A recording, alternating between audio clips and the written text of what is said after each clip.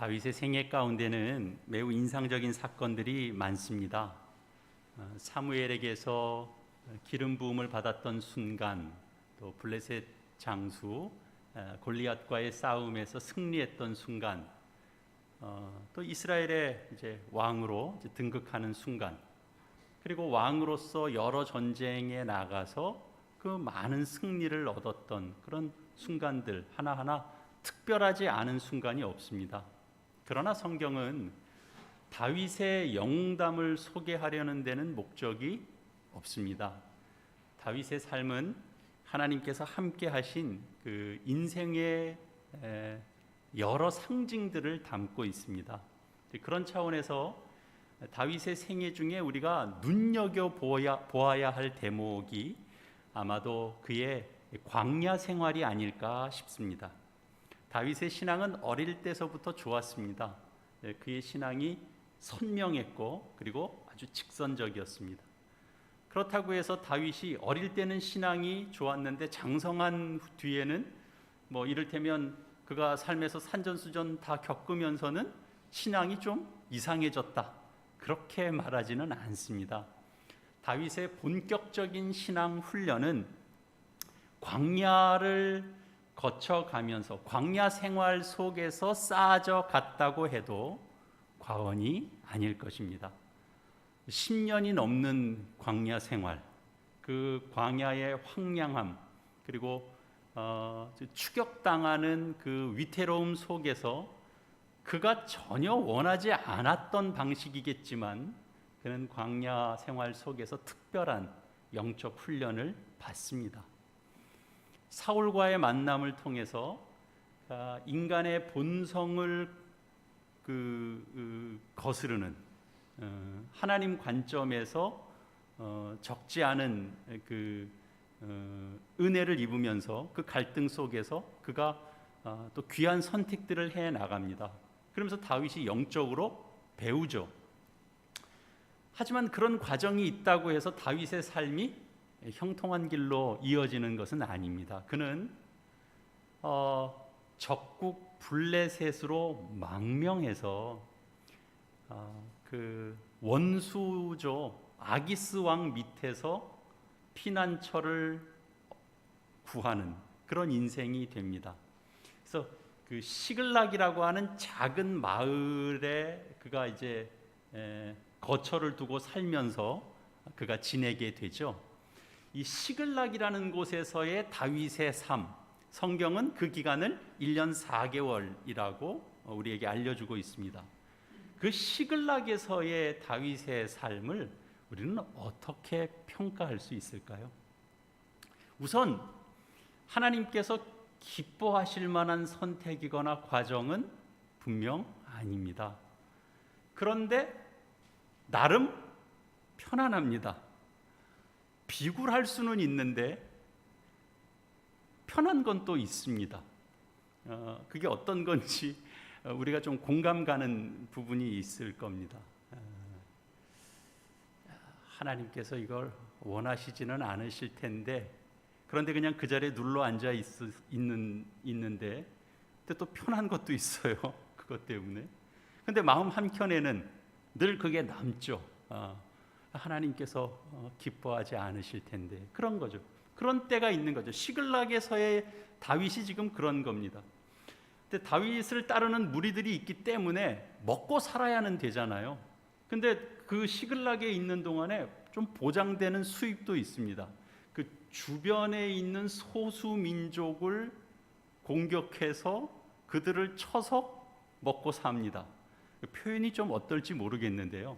우리 이해를 위해서, 그러니까 시글락에서의 다윗의 삶은 약간 좀 산적 같고, 거기가 광야니까 해적은 좀 이상합니다만 하여튼 산적 같고 해적 같고 그런 모습으로 다윗이 살고 있는 겁니다. 그래서 그 주변의 그 소수 민족을 다윗이 쳐서 잘 해결해 주는 바람에 그들도 먹고 살지만 또 그 일 때문에 아기스 왕으로부터 신뢰를 얻습니다.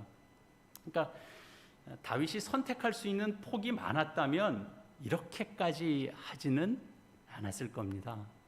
근데 선택할 수 있는 여지가 없었죠. 사울 왕이 그러니까 그를 공격하는 것이 달라지지 않았으니까요. 그를 제거할 기회도 있었지만 그것을 다 선으로 베푸는 것으로 그가 선택했으면 뭔가 달라지는 게 있어야 되는데 달라지는 게 없죠. 세상이 변하지 않죠. 그러다 보니까 다윗이 이제 여기까지 왔습니다. 그런데 하나님께서 이것을 가지고 다윗을 어떻게 다루시는가를 우리가 좀 주의 깊게 살펴볼 필요가 있습니다. 성경은 그 부분을 이제 대단히 이제 빨리 지나갑니다. 그래서 사실 숨은 의미들을 우리가 놓치기 쉽거든요. 그래서 숨은 행간들을 좀 살펴보면서 성경이 전하고자 하는 바를 좀 추적해 보겠습니다. 오늘 우리가 읽은 본문은 그 아기스 휘하에 있던 다윗이 그 아기스 밑에 있으니까 필연적으로 맞닥뜨릴 수밖에 없는 현실이 하나 있어요. 그 블레셋에 몸을 의탁하고 있는 현실이니까 당연히 어디 전쟁에 참여할 수밖에 없냐면 이스라엘과 싸우는 전쟁에 참여할 수밖에 없게 됩니다. 근데 그 상황에서 하나님의 섭리가 있었죠. 아기스 왕으로부터는 신임을 받는데 다른 블레셋 방백들로부터는 의심을 받죠. 지금은 아기스 왕 앞에서 꽤나 신임을 얻는 자처럼 보이지만 저자는 전쟁터에서 언제 어느 때 우리한테 칼을 돌릴지 모르는 위험한 자다. 저자를 전쟁에 데리고 나가면 안 된다. 그런 얘기가 있는 바람에 다윗이 다시 시글락으로 돌아오게 되죠. 그래서 이 대목은 제가 언젠가 새벽 예배 때도 그런 말씀을 했는데 사실 성경에는 아무런 표시가 없는데요. 다윗이 오히려 아니 나를 도대체 못 믿는 겁니까? 막 그렇게 이제 다윗이 얘기하잖아요. 좀 다윗이 표정 관리를 잘 하고 있는 대목이라고 그랬죠. 사실은 이게 가슴을 쓸어내리는 그런 이제 순간이지만 적국에 몸을 담고 있는 상황이어서 마냥 드러내놓고 좋은 표정을 지을 수도 없는 거예요. 너 어쩔 수 없이 돌아가야 되겠다. 그러면 아니 왜 저를 못 믿습니까? 막 이래야 되는 거죠. 그래도 돌아가라. 그러니까 이제 가슴을 쓸어내리면서 돌아오는 겁니다. 근데 다행스럽게 전쟁터에서 집으로 돌아와 보니까 이번에는 그 전쟁터에 나가 있던 그 사이에 아말렉이 시글락에 쳐들어와서 자신들의 식솔들과 그 재산을 다 탈취해가는 상황이 벌어집니다. 그래서 그때 이제 이 30장에 앞선 4절에 보면 다윗과 그와 함께한 백성이 울 기력이 없도록 소리 높여 울었다고 합니다. 다윗이 사실 이런 표현이 다른 데는 거의 없거든요. 근데 이때는 정말 슬펐나 봐요. 너무 억울한 마음도 들고 뭐 하나 넘어가면 뭐 또 다른 일 하나 생기고 하나 넘어가면 또 다른 일 하나 가슴 쓸어내리면서 돌아왔더니 다 식솔들이 다 어디 붙잡혀가고 다 난리가 나 있는 거니까. 앞의 상황이 충분히 하나님의 그 보이지 않는 특별한 간섭이 있었다고 느껴지지만 상황은 또 금방 달라집니다. 다윗이 울 힘이 없을 정도로 울게 되는데 이런 상황을 우리가 이거 다 하나님의 은혜다, 은혜의 간섭이다. 우리가 어떻게 이렇게 말할 수 있겠습니까? 근데 하나님께서는 우리가 참 이해하기 힘든 그러나 하나님 손에서 나오는 것은 은혜입니다. 우리가 이해할 수 없는 은혜를 통해서 우리를 묶여있던 어떤 곳에서 하나님께서 떼어내십니다. 사실은 내가 내 힘으로 이건 아니지, 여기는 가면 안 되지, 내가 아무리 쫓기는 입장이지만 내가 거기를 들어갈 수는 있어, 과감하게 딱 자르고, 아니면 내가 들어가 있더라도 내가 여기서 당장 나와야지, 위기만 살짝 넘기고 바로 나와야지, 그럴 수 있으면 좋은데 손 탁 털면서 그러지 못할 때가 있거든요. 다윗도 그랬고 우리도 그렇거든요. 인간의 연약함을 아시는 하나님께서 좀 익숙하지 않은 방식으로 개입하시고 간섭하셔서 결국은 하나님의 목적을 이루십니다.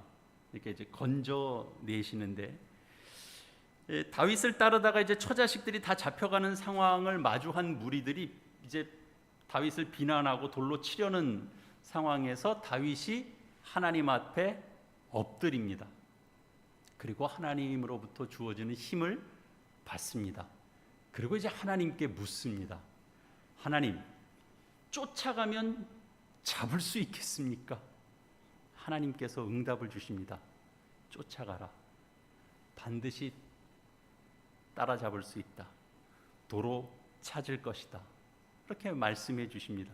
그래서 다윗은 자신을 치려고 했었던 그 무리들 앞에서 하나님께서 쫓아가면 잡을 수 있다고 하니까 우리 쫓아가자. 그렇게 이제 독려를 하고 그 광야의 추적을 시작합니다. 그런데 요 대목에서 이 좀 그 지리를 아시는 이제 학자들이 이제 하는 말을 들어보면 세상에 이렇게 막연한 추적은 없답니다. 이거는 잡을 수가 없는 일이라는 거죠. 광야가 무슨 이렇게 몇몇 주요 도로가 딱 있는 것도 아니고 어디로 갔는지를 예측하거나 짐작할 수가 없는 이제 지형이라는 거죠. 그것도 성경에 보면 그 사흘이 지났습니다. 다윗이 이제 전장에 나갔다가 다시 돌아오는 그 기간이 사흘이라는 시간이 지났기 때문에 도대체 어디로 어떻게 찾아가야 될지를 모르는 거죠. 그러나 하나님은 찾을 수 있다 그랬잖아요. 쫓아가면. 그래서 바로 추적에 나섰고, 지금 다윗을 비롯한 이들이 이제 그 잠깐 전장에 나갔다가 다시 돌아오는 길이었기 때문에 먼 길을 갔다가 또 되돌아오는 길이었잖아요. 근데 지쳐 있는데, 그래서 시글락에 돌아오면 좀 쉬려 그랬더니 난리가 나 있는 상황이니까 다시 이제 또 찾으러 나서긴 나섰는데, 이게 이제 그 좋은 일로 사람이 나서면 없는 힘도 좀 나는데 이게 대단히 불안한 일 때문에 길을 나선 거잖아요. 이게 지치는 게 훨씬 더 이제 가중되게 느껴지게 되겠죠. 그래서 쫓아가는 길에 지쳐 떨어져 버리는 사람들이 발생합니다. 그래서 다윗을 따르던 600명 중에 200명이 가던 길에서 그 부솔 시내 앞에서 그 시내를 건너야 되는데 우리는 도저히 못 가겠습니다라고 이제 주저앉은 사람이 200명쯤 나왔어요. 그래서 거기 200명 놔두고 400명 데리고 이제 추적을 계속하게 됩니다. 그런데 광야에서 추적을 하다가 이제 한 사람을 만나게 되는데 한 사흘 동안 아무것도 먹지를 못해가지고 거의 죽다시피 된 그런 애굽 소년이었습니다. 다윗의 무리는 그에게 물도 주고 먹을 걸 주어서 그를 이렇게 좀 정신 차리게 합니다. 소생하게 합니다. 근데 나중에 얘기를 들어보니까 이제 정신 좀 차리고 나서 또 말할 기력도 좀 생기고 나서 얘기를 들어보니까 이 소년이 누구냐 하면 아말렉 사람들 밑에 있던 종이었다는 거죠. 근데 병이 들었어요. 병이 드니까 가는 길에 이 소년은 버리고 간 겁니다. 근데 참 놀라운 것이요, 하나님께서 간섭하시는 이 상황들을 보면 참 놀랍습니다. 아말렉 무리 안에 병든 사람 하나가 발생한 거죠. 근데 아말렉 사람들 속에 흐름이 어땠냐 하면, 야, 그 우리가 잘 데리고 있던 친구인데 어디 말이라도 태워서 같이 가자, 그럴 수도 있는데 이놈은 됐으니까 여기다 그냥 버리고 가자. 우리가 얘까지 신경 쓸 이유가 하나도 없다. 그리고 버리고 간 애굽 소년인 겁니다. 그걸 이제 추격하던 이스라엘 사람이 발견하게 된 건데, 그것도 또 그냥 지나칠 수도 있잖아요. 그렇지 않나요? 우리 사정도 급한데. 근데 이상하게 이제 극률한 마음이 이제 들어서 그 다윗의 무리들이 이것저것 물어볼 것도 없이 일단 뭐 먹여놓고 보고 그랬던 거죠. 뭐 정체가 누군지를 알아보고 도움이 될 만한 사람이라서 먹인 것도 아니고요. 그냥 급한데 가는 길에 이게 있으니까 일단 먹였어요. 그리고 정신 차려서 얘기를 들어보니까 자기가 병이 났었고, 그리고 자신의 주인이 이제 버리고 갔다, 이 얘기를 하는 거죠. 근데 이게 얼마나 놀라운 단서입니까? 거기서 무슨 단서를 아무것도 잡을 수 없는 상황인데, 근데 그 소년이 나를 이제 죽이지 않고 나를 다시 아말렉 사람들에게 넘기지 않겠다는 조건만 해주시면 내가 그들이 어디로 갔는지 알려주겠다는 거예요. 그래서 이 소년을 통해서 정말 막연할 수밖에 없는 그 추적길에 너무 중요한 단서, 너무 중요한 단서도 아니죠, 아주 정확한 단서를 갖고 추격하게 됩니다. 놀라운 일이죠. 우리의 삶을 살면서 우리는 사실 우리의 인생 바로 코앞에 닥친 것들밖에 잘 못 보잖아요. 근데 하나님은 얼마나 입체적으로 일하고 계신지 사실은 우리가 그걸 모릅니다. 근데 성경이 그 입체적으로 일하시는 하나님의 간섭을 기록해 놓으니까 우리가 그때서 이제 말씀을 읽으면서 하나님 이렇게 일하시는구나를 배우게 되는 거죠. 아말렉 무리 가운데 아픈 사람 하나 생기고 버리고 가는 일. 근데 또 희한하게 3일 동안 죽지 않고 버텨요. 다윗의 무리 가운데 발견됩니다. 하나님 우리 삶에 대단히 주도 면밀하게 개입하시고 살피시고 정말 죽을 것 같은 상황 속에서도 우리의 삶에 이렇게 스며드는 은혜가 있게 하셔서 참 그 은혜로 저희가 삽니다. 우리가 그 은혜를 사실 다 잘 몰라요. 이렇게 막 폭포수같이 확 쏟아지면 하나님께서 우리에게 비를 주셨구나, 마실 물을 주셨구나 아는데, 이게 보슬비처럼 이슬비처럼 이렇게 은근하게 젖어 들어오게 하시면 이게 하나님의 간섭인지 뭐 우연인지 뭐 어쩌다가 그냥 발에 걸린 건지 뭔지 모르고, 그리고 지나가도 이게 하나님의 간섭인지도 모르고 지나가고, 그런 일들이 얼마나 많습니까? 우리가 뭐 10가지 은혜를 입었으면 그 중에 하나 정도는 이거 정말 하나님의 은혜구나 라고 깨닫고 넘어가죠. 나머지는 사실은 우리는 이게 은혜인지 뭔지도 사실 모르고 지나가는 일들이 더 많습니다. 하나님께서 나 한 사람에게 초점을 맞추시기도 하시지만 하나님께서는 나 한 사람 또는 또 우리 모두, 그리고 우리가 이렇게 함께 묶여져 있는 우리의 그 여러 주변 환경들까지를 다 간섭하시면서 이렇게 입체적으로 개입하시는 것을 우리가 어떻게 알겠습니까? 우리는 우리 인생에서 겪는 어떤 일들이 우리에게는 전혀 득이 될 것이 없다고 느끼는 일들이 참 많습니다. 그런데 우리 계산에는 전혀 득이 될 것 없는 그런 일들까지도 하나님은 들어서 쓰신다는 거죠. 애굽 소년 하나가 그 아픈 것까지도 하나님이 쓰십니다. 하나님의 이런 은혜, 하나님께서 일하시는 이런 특별한 은혜에 관해서 우리가 조금씩 눈 떠 갈 수 있도록 하나님은 우리를 그렇게 인도하십니다. 그래서 우리가 겪는 이런 그 일상의 삶 속에서 이렇게도 일하시는구나, 이렇게도 일하시는구나, 그런 것에 조금씩 자꾸 눈 떠 가게 하는 거죠. 이런 일은 누가 뭐래도 하나님의 은혜요 축복입니다, 그렇게 느끼는 일들도 있지만 이렇게 은근히 스며드는 일들을 통해서도 우리에게 은혜를 베푸십니다. 이게 무시 못하는 놀라운 은혜입니다. 애굽 소년의 인도를 따라서 가보니까 아말렉 사람들이 난리가 나 있는 겁니다. 이게 왜냐하면 너무 쉽게 다 빠져나간 데 다 턴 거니까 얼마나 쉽게 전리품을 얻은 겁니까? 난리가 나 있죠. 그리고 뭐 빈 땅들을 공격해서 얻은 전리품들을 다 쌓아놓고 우리 30장의 16절 보면 그가 다윗을 인도하여 내려가니, 그 소년이 인도하는 거죠. 그들이 온 땅에 편만하여 블레셋 사람들의 땅과 유다 땅에서 크게 약탈하였으므로 말미암아 먹고 마시며 춤추는지라. 이 정도로 그 전리품이 많아서 뭐 거의 환호성을 지고 잔치를 벌일 때는, 이럴 때는 보초를 안 씁니다. 우린 뭐 이런 일은 우리 인생에 두 번도 없을까요? 야, 우리 먹고 마시고 즐기자. 조금 탈취해 왔을 때는 보초 세웁니다. 아시죠? 예.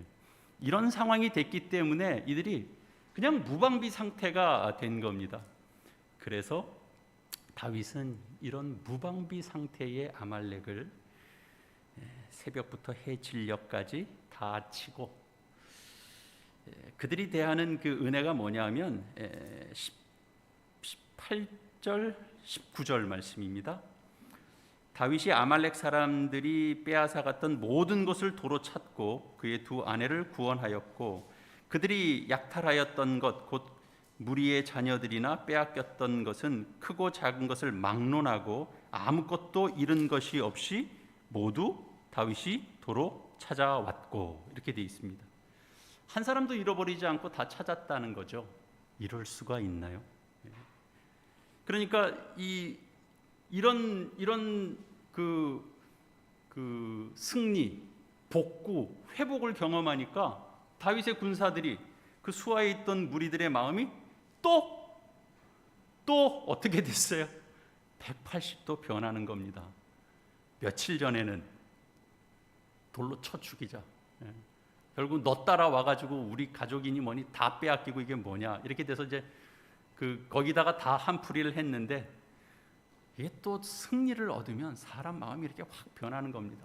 사람들이 이제 우리로 치면 다윗 이러면서 이제 오는 겁니다. 너무 신나서 좀 서글프기도 하죠.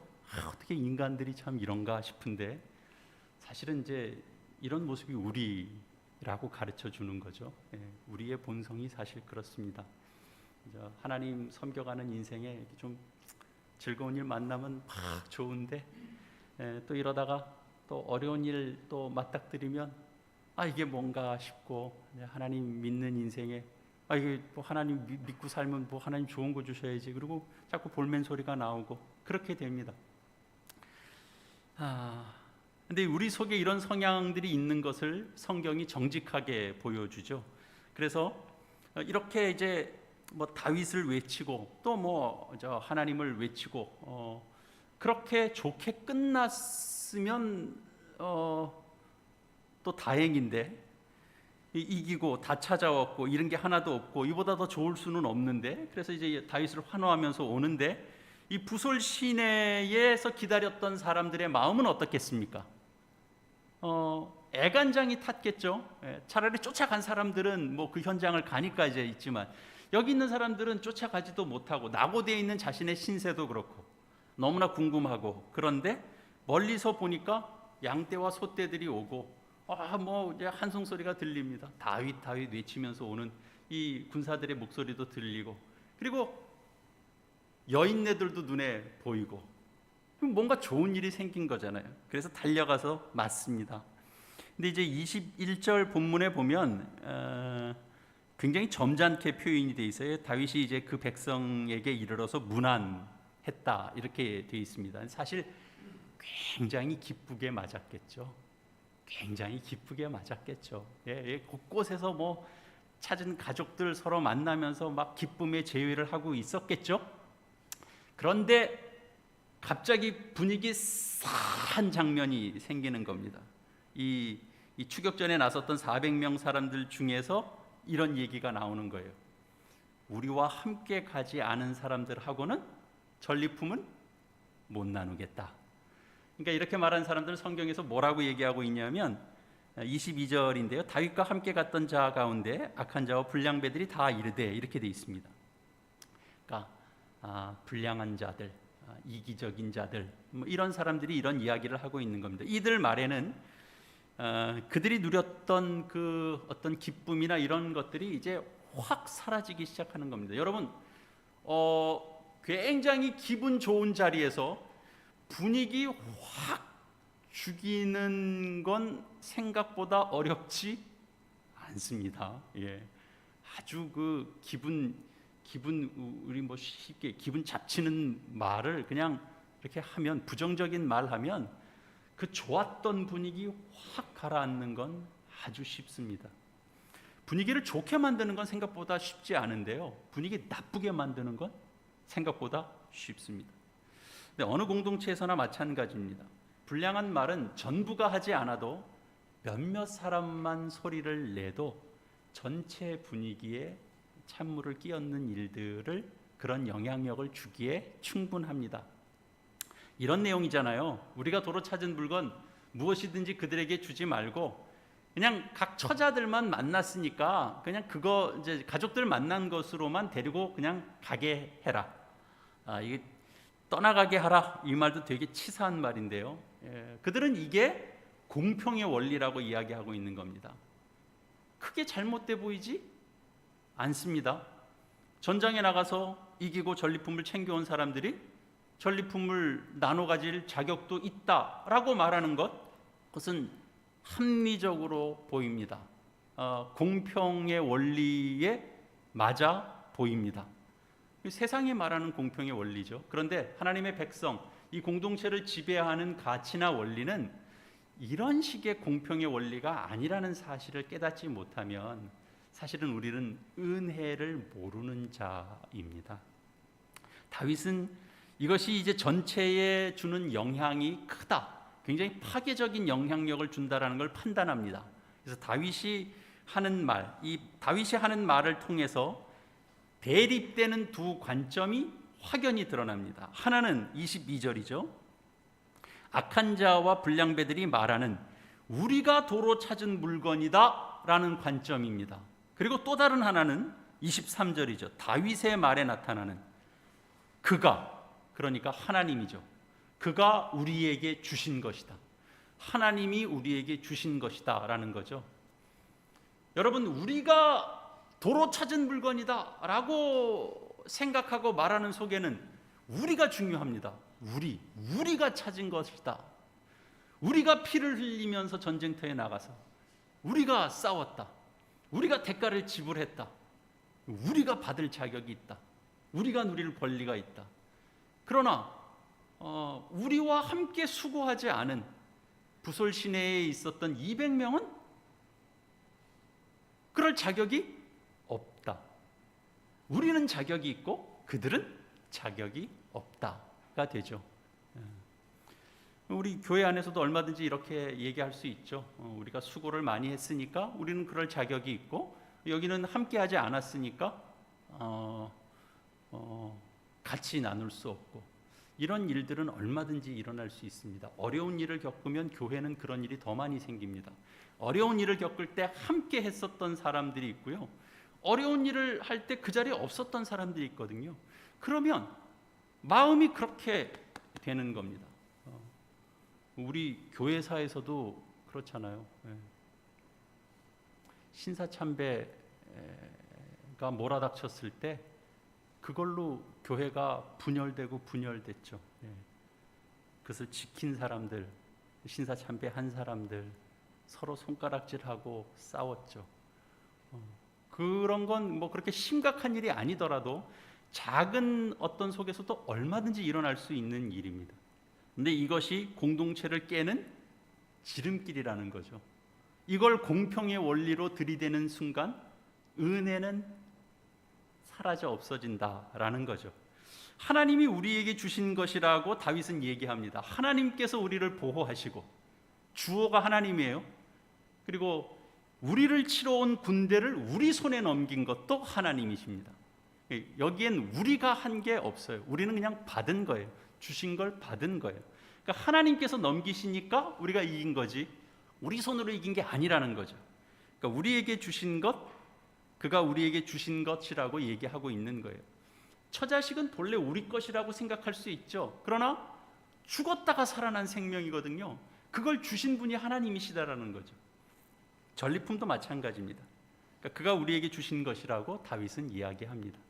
그러니까 아까 노래 부를 때는 다윗이 참 다윗 그렇게 이제 높였지만 자기들이 아니고 다윗을 높이고, 근데 그 안에서 은혜가 경험되지 않으면 전부 다 그것들은 다윗과 함께한 우리가 한 것이다라고 다 얘기할 수밖에 없는 겁니다. 말로는 주권을 높일 수 있는데 실제로는 그들 삶에 주어진 하나님의 은혜로 주어진 것들에 대해서 인정하지 못하고 지나쳐버리게 되는 거죠. 여러분, 우리의 삶도 마찬가지입니다. 우리가 가지고 누리는 모든 것들이 무슨 관계이든지 간에 내가 얻은 것, 우리가 노력해서 얻은 것, 우리가 수고해서 찾은 물건, 되찾아온 것, 내가 이룩한 것이라고 생각하면 그 공평의 원리, 이들이 얘기하고 있는 공평의 원리에서 우리는 벗어나지 못합니다. 내가 번 돈인데 내가 왜 저들한테 줘? 내가 땀 흘리고 내가 수고한 물질인데 내가 왜 이웃들과 함께 나눠야 돼? 성경은 다른 얘기를 하죠. 성경은 우리를 청직이라고 이야기합니다. 하나님께서 맡겨주신 것을 사용하는 자들이라 그럽니다. 그러니까 우리는 소유를 막 주장하는 것보다 우리는 쓸 수 있게 하신 것을 고백하는 자들이라는 거죠. 여러분, 이것을 깨닫게 하는 건 대단히 훌륭한 지혜로 우리를 이끕니다. 대단히 중요한 차이입니다. 소유권이 아니라 사용권에 대한 인식이 훨씬 더 강한 겁니다. 하나님이 나를 사용하게 하셨다. 그래서 이런 관점의 차이를 우리가 조금 더 들여다보면 결국은 그 저변에는 물질을 사랑하느냐 하나님을 사랑하느냐 그 싸움을 하게 되는 거죠. 너희는 돈을 사랑하느냐 하나님을 사랑하느냐, 너희는 돈을 사랑하느냐 하나님과 이웃을 사랑하느냐, 그런 거죠. 다윗이 말한 게 맞습니다. 그가 우리에게 주신 것입니다.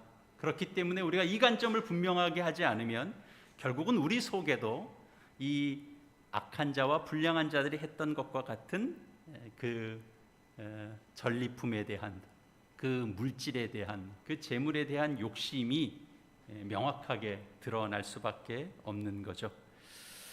복음서에서도 예수님께서 죽으시기 전에 일어났던 사건을 기록하면서 향유를 부은 마리아 사건을 전하고 있잖아요. 거기에 향유는 대단히 비싼 향유인데 그 향유값이 거의 1년 노동자 품삯만한 것입니다. 그것을 깨서 예수님 발에 붓습니다.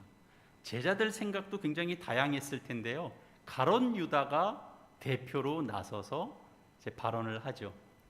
그걸 팔아서 가난한 자들에게 나눠주면 그것이 정말 제대로 쓰이는 것인데 이건 좀 과하지. 이건 너무 지나친 낭비잖아. 이게 지금 도대체 뭐 하는 짓이야? 이런 거죠. 이런 관점은 단지 가롯 유다만의 관점이 아니고요. 그 자리에 있었던 제자들 모두의 관점이었습니다. 제자들 모두가 분노했습니다. 그러나 주님께서는 마리아를 칭찬하셨습니다. 그녀는 지금 낭비하고 있는 것이 아니라 나의 죽음을 준비하고 있다라고 예수님께서 말씀하셨습니다. 근데 성경은 특히 이제 요한복음 같은 데서는 가룟 유다가 말하는 것에 하나를 더 덧붙이는데요. 그는 가난한 자를 생각함이 아니요 그는 도둑이라 돈괴를 맞고 거기에 넣는 것을 훔쳐 가미러라 라고 설명을 덧붙이고 있습니다. 성경은 그냥 지나가지 않죠. 매우 합당한 얘기처럼 들리지만 아니라는 겁니다. 그래서 교회의 원리는 뭐냐 하면 교회의 중요한 정신은 하나님과 이웃을 사랑하는 것입니다. 다른 그 무엇보다 하나님과 사람은 분리되지 않습니다. 하나님 사람과 사람 사랑은 분리되지 않습니다. 다윗은 이 중심을 보았고 단호히 원칙을 세워가는 모습을 통해서 오늘 우리에게 알려주고 있습니다. 세상이 말하는 식의 공평의 원리가 아니고 교회 공동체는 은혜의 원리를 따른다. 교회를 지배하는 원리는 은혜의 바탕을 두어야 된다. 그래서 교회는 장사하는 사람, 가르치는 사람, 병을 고치는 사람, 법을 다루는 사람, 행정을 하는 사람, 다양한 사람들이 함께 모입니다. 그래서 세상에서 경험한 은사대로 교회에서 하는 것이 아니라 교회에서 은혜의 원리를 배우고 세상에서 경험한 경험 위에 은혜를 덧입혀서 그 은사대로 봉사합니다. 그래서 은혜는 인간 본성과 다르고요, 세상 경험과 다릅니다. 은혜는 공평의 원리와도 다르고요, 성경이 뭐라고 그러냐면 먼저 된 자가 나중되고 나중된 자가 먼저 된다고 그럽니다. 세상에 이런 불공평은 없습니다.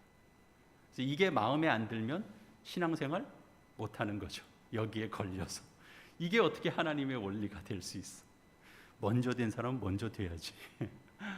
근데 이 은혜의 원리를 우리는 배워가야 됩니다. 그런데 우리에게 익숙하지 않습니다. 은혜의 원리는 낯섭니다. 우리에게 자꾸 부딪힙니다. 그러나 그것을 몸으로 부딪히면서 배우도록 하는 것이 바로 교회 공동체입니다. 그래서 교회 공동체를 통하여 우리는 비로소 이 원리를, 주님의 말씀을 귀로 듣고 그냥 아멘하고 넘기는 것이 아니라 그 말씀에 살아있는 실체를 교회를 통하여, 교회의 생활을 통하여, 교회의 봉사를 통하여, 세상에서 맞부닥치는 것을 교회에서 다시 나누는 말씀들을 통해서 우리는 배우고 깨닫고 또 훈련받아 가는 겁니다. 여러분, 하나님께서 때가 차면 다윗을 시글락에서 건져내십니다. 때가 찰 때 그 아들을 보내는 것처럼 때가 찰 때 하나님은 다윗을 그 시글락에서 이러지도 못하고 저러지도 못하고, 이거 하나님께서 기뻐하는 일은 아닐 텐데 그러면서는 또 먹고 살아야 되고, 그 자리에서 하나님께서 건져내십니다. 여러분, 우리도 사실은 어느 순간은 이게 시글락에 있는 것과 같은 그 인생의 시기가 있습니다. 어느 장소가 있습니다. 어떤 환경이 있습니다. 어떻게 할 수가 없어서, 사실은 내가 기뻐서 있는 것 아니고 하나님께서 기뻐하지 않을 것이라는 생각도 있습니다. 그런데 그냥 여기까지 왔습니다. 복잡하게 꼬여 있는 어떤 상황일지라도 하나님은 지금도 일하고 계십니다. 입체적으로 일하고 계십니다. 우리의 위치와 우리의 자리를 더 복된 자리로 인도하시기 위해서 하나님 지금도 일하고 계십니다. 누구를 만나게 하십니다. 그리고 내 실제를 보게 하십니다. 분쟁이 일어납니다. 싸움도 일어납니다. 거기서 정신 차리게 됩니다. 눈 뜨게 됩니다. 그러면서 내가 있어야 될 자리를 보게 하시는 거죠. 그래서 하나님이 다윗을 이제 그 시글락 1년 4개월의 생활에서 이제 하나님께서 건져내서 이제 드디어 기름 부음 바 그것을 이루실 일로 한 걸음 한 걸음 내딛게 합니다. 우리 인생도 다윗의 인생과 다르지 않습니다. 부끄러운 시간들도 있습니다. 그 환경에서 하나님이 우리를 건져내셔서 더 복된 위치, 복된 자리, 또 하나님을 향하는 자리, 하나님만으로 기쁨을 삼는 자리, 그 자리로 우리를 더 인도하시는 거죠. 그 은혜를 우리는 사모하고 믿고 신뢰하는 것입니다. 우리 모두 그렇게 나아가는 저와 여러분 다 되시기를 바랍니다. 이 시간 함께 화음의 기도 드리시겠습니다. 주님,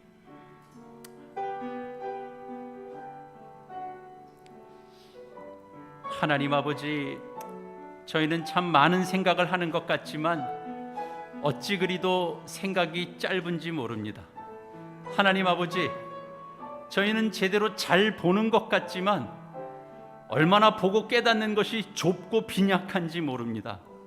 주님, 저희는 하나님께서 펼치시는 그 입체적인 간섭과 은혜를 잘 모릅니다. 그래서 때로는 깊이 고민해야 될 자리를 그냥 마냥 지나가고 좋아하고 은혜 앞에 두고는 원망하고 웁니다. 그 속에서 저희의 본질을 보게 해주시고 하나님께서 다루시는 그 인생의 신비를 보게 해주셔서 우리의 생각을 뛰어넘어 일하시는 그 하나님의 놀라운 섭리, 그러나 우리에게는 익숙하지 않은 그 은혜를 경험하며 하나님을 믿고 섬기는 저희의 신앙이 더 깊어질 수 있도록 인도하여 주시옵소서. 세상 관점과 하나님의 관점이 오늘도 우리의 삶에 늘 있는 줄 압니다. 은혜의 원리를 배우며 무엇이 우리에게 생명이고 무엇이 우리에게 진리의 길인지 배우는 은혜가 있게 하여 주시옵소서. 설령 우리의 부족함으로 우리의 인생에서 시글락을 경험하고 있을지라도 하나님의 세밀하신 간섭 속에서 하나님의 은혜를 경험하며 그 인생의 시글락에서 나와 주님께서 예비하신 그 승리와 순종의 길로 나아갈 수 있도록 주님 우리를 붙들어 인도하여 주시옵소서. 그리하실 그 주님의 능력과 이름을 찬양합니다. 우리 주 예수 그리스도의 이름으로 기도합니다. 아멘.